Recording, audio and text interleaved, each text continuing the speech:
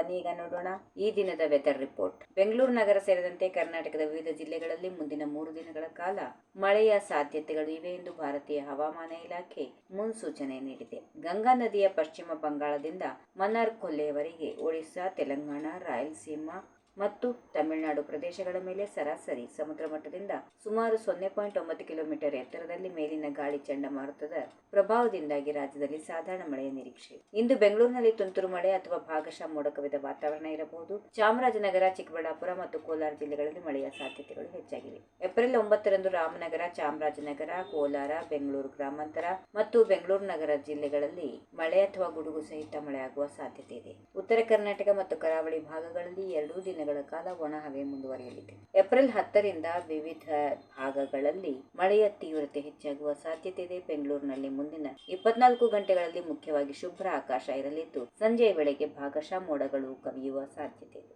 ಗರಿಷ್ಠ ತಾಪಮಾನ 36 degree Celsius ಮತ್ತು ಕನಿಷ್ಠ ತಾಪಮಾನ 22 ಡಿಗ್ರಿ ಸೆಲ್ಸಿಯಸ್ ನಿರೀಕ್ಷಿಸಲಾಗಿದೆ. ಮುಂದಿನ 48 ಗಂಟೆಗಳಲ್ಲೂ ಇದೇ ಬಗೆಯ ವಾತಾವರಣ ಮುಂದುವರಿಯುವ ಸಾಧ್ಯತೆ ಇದೆ. ಮುಂದಿನ 5 ದಿನಗಳ ಅವಧಿಯಲ್ಲಿ ತಾಪಮಾನದಲ್ಲಿ ಸೌಮ್ಯ ಹೆಚ್ಚಳ ಆಗುವ ಸಾಧ್ಯತೆ ಇದೆ. ಕರಾವಳಿ ಕರ್ನಾಟಕದಲ್ಲಿ ಬಿಸಿ ಮತ್ತು ಆರ್ದ್ರತೆ ಹೆಚ್ಚಾಗುವ ಸಾಧ್ಯತೆ ಇದೆ. ಒಟ್ಟಾರೆಯಾಗಿ ತಾಪಮಾನದಲ್ಲಿ ದೊಡ್ಡ ಬದಲಾವಣೆಗಳು ಕಂಡುಬರುವುದಿಲ್ಲ ಎಂದು ಹವಾಮಾನ ಇಲಾಖೆ ವರದಿ ಮಾಡಿದೆ.